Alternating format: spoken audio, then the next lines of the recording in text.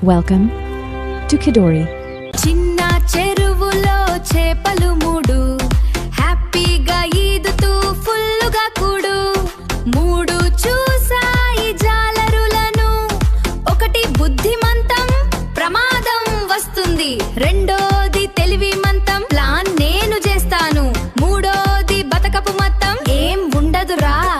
జాలర్లు వచ్చారు గాలం వేశారు నీళ్ళల్లో చూసి చేపల టార్గెట్ చేశారు బుద్ధి చేప ముందే బయటికి వెళ్ళింది సేఫ్ గా మరో చెరువు చేరింది తెలివి చేప అప్పుడే ప్లాన్ రెడీ చేసింది